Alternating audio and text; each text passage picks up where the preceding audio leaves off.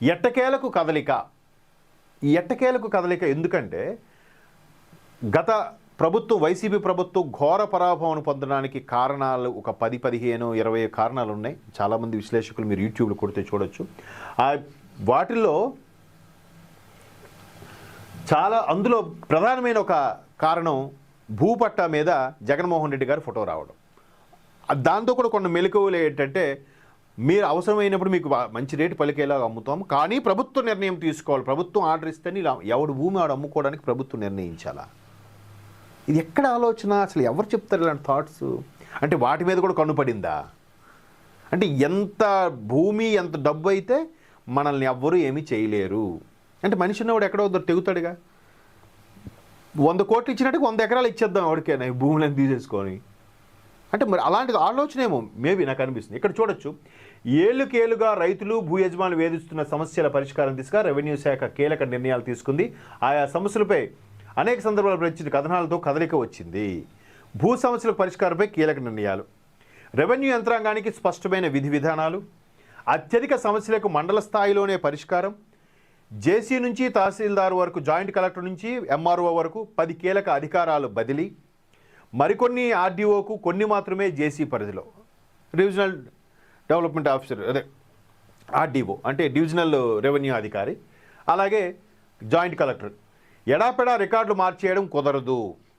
ఎందుకంటే చాలా అవకతవకలు జరిగాయి, చాలా మ్యానిపులేషన్స్ జరిగాయి. ఎక్కడో రిటైర్ అయిపోయిన అధికారులను కూడా తీసుకొచ్చి కొత్త పట్టాలు సృష్టించేసి ఇవి నావే, ఒకప్పుడు ఆ అధికారి నాకు ఇచ్చాడని చూపించి చాలా జరిగాయి. వాటన్నిటి మీద ఒక్కొక్కటిగా 5 విడతల్లో 5 రకాల భూములకు సంబంధించి ఆంధ్రప్రదేశ్ ప్రభుత్వం ఒక నిర్ణయం తీసుకోబోతుంది. ఏదైతే తెలంగాణలో ధరణి పోర్టల్ ఉందో, ధరణి పోర్టల్ లాంటివి లాంచ్ చేయక ముందు ఇక్కడున్న సమస్యల్ని పరిష్కరించుకుంటూ అధికారులకి కొన్ని అధికారాలు బదిలీ చేస్తూ అప్పుడు ఒక యాప్ కానీ వెబ్ పోర్టల్ కానీ క్రియేట్ చేయడానికి ఆంధ్రప్రదేశ్ ప్రభుత్వం నిర్ణయం తీసుకుంది. దాంట్లో భాగంగానే మనం ఇక్కడ ప్రధాన వార్త చూడొచ్చు. దేని పడితే రికార్డులు మార్చేయడం కుదరదు. ఆ మధ్యకాలంలో కూటమి ప్రభుత్వం ఆంధ్రప్రదేశ్ వచ్చిన కొత్తలో మదనపల్లిలో ఆర్డీఓ ఆఫీస్లో ఒక పత్రాలు ఉండే స్ట్రాంగ్ రూమ్ కాలిపోయిందంట. ఎట్లా? అదొక్కటే ఎందుకు కాలింది? ఎవడో అక్కడున్న రెవెన్యూ అధికారో, క్లర్కో, గుమస్తానో కక్కుర్తి పడ్డాడు. ఎందుకంటే మనిషి అన్నోడు ఎక్కడో తెగుతాడుగా. ఏం సింపుల్గా నీకు ₹1 ఇస్తారా, నువ్వు ఎప్పుడు లైఫ్ లాంగ్ ఎప్పుడు చూస్తారంటే ఆడ పని చేసేసి ఉంటాడు. స్థానికంగా ఉండే పలుకుబడి ఉన్న వైసీపీలో కీలకమైన వ్యక్తులు చేయించుంటారని ఒక అనుమానం కూడా ఉంది. సంబంధిత పట్టాదారుకు వ్యక్తులకు నోటీసులు ఇవ్వాల్సిందే, లేదంటే చర్యలు తప్పు జరిగితే వీఆర్ఓదే బాధ్యత. విలేజ్ రెవెన్యూ ఆఫీసర్ ఉంటాడు కదా, వాళ్ళది. 5 రకాల భూములకు 3 నెలల్లో మోక్షం. ఇంతకుముందే చెప్పాను, 5 విడతల్లో 5 రకాలు. అంటే ఈ మాజీ సైనిక అధికారులకు ఇచ్చేవి, లేదంటే కొంతమందికి పట్టా భూములు ఇచ్చేవి, లేదంటే ఈ స్పోర్ట్స్ పర్సన్స్ కానీ, రిటైర్డ్ కేంద్ర మంత్రులు కొంతమంది, లేదంటే స్వతంత్ర సమరయోధులకు ఇచ్చేవి. అట్లాంటి వాటి మీద కూడా కబ్జా చేసేసి ఏదో డీ పట్టా పొందేసి మళ్ళీ వాటిని అమ్మేసి రిజిస్టర్ అయిన భూములు మరలా అమ్మేసి. ఎందుకంటే జోగి రమేష్, మాజీ మంత్రి వైసీపీ నాయకుడు జోగి రమేష్ గారు కూడా వాళ్ళ బ్రదరు అలాగే వాళ్ళ తనయుడు కూడా అదే కేసులు ఇప్పుడు అరెస్ట్ అయ్యారు. సో ఆ వ్యవహారం, ఇలాంటి వ్యవహారం, అగ్రిగోల్డ్ భూముల వ్యవహారం సంబంధించి.